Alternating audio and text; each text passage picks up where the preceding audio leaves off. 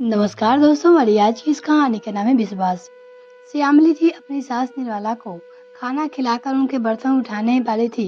तभी उसके बेटे अरुण ने अपने मोबाइल से अचानक ही अपनी मम्मी और दादी की फोटो को खींच ली। बेटे को फोटो खींचते देखकर श्यामली थोड़े गुस्से में बोली, तुमने मेरे फोटो क्यों ली? सुबह से काम करते करते मेरा चेहरा कितना खराब हो गया है और ना मैंने कोई श्रृंगार किया है और ना ही ढंग के कपड़े पहने हैं। कोई मेरी फोटो देखेगा तो क्या कहेगा कि तुम्हारी मम्मी बिल्कुल भी सुंदर नहीं है, डिलीट कर दो इसे। वो अपने बेटे से कहती है। यह सुनकर उसका बेटा अरुण मुस्कुराते हुए बोला, मम्मी जी आपकी फोटो बहुत ही सुंदर आई है। वो अपनी मम्मी से कहती है, सच कहूँ तो आप इतनी खूबसूरत है कि आपको श्रृंगार करने की जरूरत ही नहीं है। उसके बेटे बोले, आपकी सेवा, मेहनत और त्याग की भगवान जैसे बहुमूल्य आभूषण ने आपको सौंदर्य और भी निखार दिया है। आज के जमाने में कौन है जो निस्वार्थ भाव से अपने परिजनों की सेवा करता है? अब तो बहू सास के पास दो घड़ी बैठने के बजाय पूरा दिन मोबाइल चलाने में और आराम करने में बहू व्यस्त रहती है। मम्मी आप ऐसे ही रहना, कभी बदलना मन।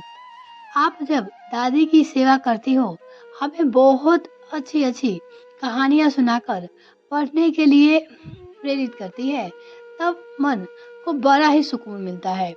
बेटे की बात सुनकर श्यामली की आंखें भर आई थी। वो अपनी सास का बहुत आदर और सम्मान करती थी। जब से उसकी शादी हुई थी, उसकी सास उसके पास ही रहती थी। परंतु कुछ समय पहले जब उसके देवर अनुज की शादी अनीता से हुई, तब शादी के कुछ समय बाद ही शहर में नौकरी करने के कारण अनुज अपनी पत्नी अनीता को लेकर अलग मकान में वो रहने चले लगा था। उस वक्त अनीता अपनी पास सास निर्मला को यह कहकर अपने साथ ले गई थी कि आप मेरे साथ चलो, मैं वहां पर आपकी बहुत ही सेवा करूंगी। उसकी बहू बोली। तब अनीता की प्यार भरी बातों में आकर उसकी सास अनीता के साथ उनके घर रहने के लिए चली गई थी। वहां जाने के बाद उसकी सास को एहसास हुआ कि उसने छोटी बहू के पास आकर बहुत बड़ी गलती कर दी, क्योंकि अनीता 10 बजे से पहले सोकर नहीं उठती थी। तब यह सोचकर कि कहीं बेटा भूखा ही ऑफिस ना चला जाए, वो जल्दी से घर की साफ सफाई करके उसकी सास रसोई में खाना बनाने में जुट जाती थी और वही खाना बनाती थी। शाम के समय जब खाना बनाने का वक्त होता, तब वह बीमारी का बहाना लेकर खाना बनाने से बहू इनकार कर देती थी। तब बहू की चालाकी से अनजान मजबूरी में वह शाम का खाना भी बना देती थी। और एक दिन उसकी सास जब शाम के समय खाना बना ही रही थी, तभी उसकी बहू अनीता की मम्मी पापा उससे मिलने आ गए थे।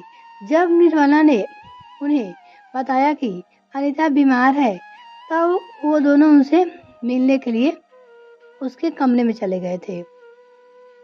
अपने मम्मी पापा को देखकर वह तुरंत ही बिस्तर से उठ गई थी और उनके लिए नाश्ता लाने के लिए रसोई की तरफ बहू जाने लगी। तब उसकी मम्मी उसे नाश्ता लाने के लिए मना करते हुए अपनी बेटी से बोलती है, बेटी तेरी सास कह रही थी कि तू बीमार है, तू परेशान मत हो, हमें खाने की कोई इच्छा नहीं है।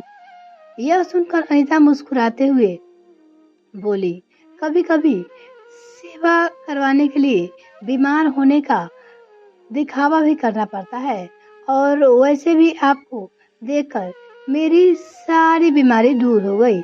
यदि आप मेरे घर से बिना नाश्ता किए जाएंगे तो मैं सच में परेशान हो जाऊंगी। उस वक्त अनीता की सास उसके मम्मी पापा को पानी देने के लिए उसके कमरे में आ रही थी। तभी जब उन्होंने अपनी बहू अनीता की बात सुनी तो उन्हें बहुत ही दुख हुआ। कहीं अनीता को पता ना चल जाए कि उसकी सच्चाई उन्हें पता चल गई है, तो यह सोचकर वो तुरंत पानी के गिलास लेकर रसोई में चली गई थी और गिलास रसोई में रखकर आंगन में जाकर बैठ गई थी। संयोग से उसी वक्त उसका पोता अरुण भी उनसे मिलने चला आया था। जब उसने अपनी दादी का दुखी चेहरा देखकर उनके दुख का कारण पूछा, तब उसकी दादी निर्मली अपना दुख छुपाते हुए मुस्कुराते हुए अपने बोली, बेटा मुझे यहाँ कोई दुख नहीं है। आज तेरी मम्मी की याद आ गई, इसीलिए मन दुखी है। दादी की बात सुनकर अरुण समझ गया था कि वो अपने दुख को छिपाने का दिखावा कर रही है। उसके पोते को सब पता चल गया। रही जरूर चाची कोई बात कह दी होगी जिससे के कारण वो दुखी है। उसके दुखी का कारण जानकर वो उन्हें और दुखी नहीं करना चाहता था, इसलिए उनसे प्यार से बोले, बड़ी माँ मैं अभी आपके दुख को दूर कर देता हूँ। जल्दी से आप अपने कपड़े लेकर मेरे साथ चलो।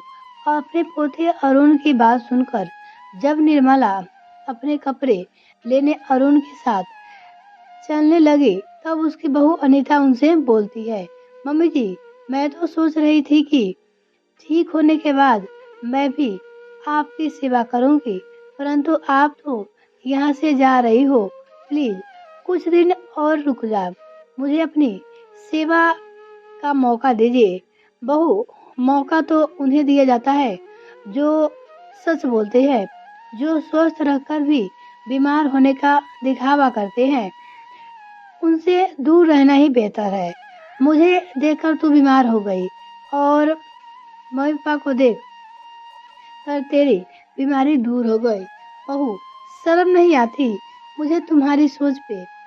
निर्मला ने गुस्से से कहा तो उनकी बात सुनकर उनकी बहू अनीता शर्मिंदा हो गई थी। वह दोनों हाथ जोड़कर उनसे माफी मांगते हुए अपनी सास से बोली, मम्मी जी माफ कर दो, मुझे आगे से ऐसी गलती मुझसे नहीं होगी। बहू मैंने तुझे माफ कर दिया, परंतु दूध का जला छाछ भी फूक फूक कर पीता है और इसीलिए मैं तुझ पे विश्वास अब नहीं कर सकती हूँ। यदि तू सच में बीमार होती तो मुझे दुख नहीं होता, परंतु तुमने बीमार होने का दिखावा किया, यह मुझे अच्छा नहीं लगा, इसलिए मैं अपनी बड़ी बहू के पास जा रही हूँ। आगे से मुझे बुलाने की तुम कोशिश भी मत करना। वो अपनी अनीता बहू से कहती है। अपनी सास की बात सुनकर अनीता खामोश हो गई थी। मम्मी जी फोटो खिंचवाते हुए किसकी याद आ गई, हो गई। जैसे ही अरुण ने कहा, श्यामली अतीत से बाहर आकर हंसते हुए सास के गले लगाते हुए बोली, बस बस ज्यादा तारीफ मत करो मेरी, चलो हम दोनों की एक और अच्छी सी फोटो खींचो। वो अपने अरुण से बोली, किसी की भावनाओं को आहत करने का मेरा कोई उद्देश्य नहीं है, बस आजकल अपने समाज में होने वाली कुछ घटनाओं को मैंने लौ का रूप ले दिया है।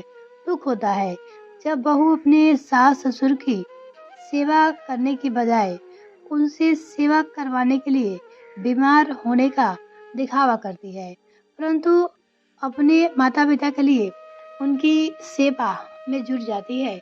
यह दिखावा गलत है, क्योंकि सास ससुर भी तो माता पिता के समान ही होते हैं, जो उन्हें घर और बर दोनों निस्वार्थ भाव से अपनी बहू को सौंप देते हैं।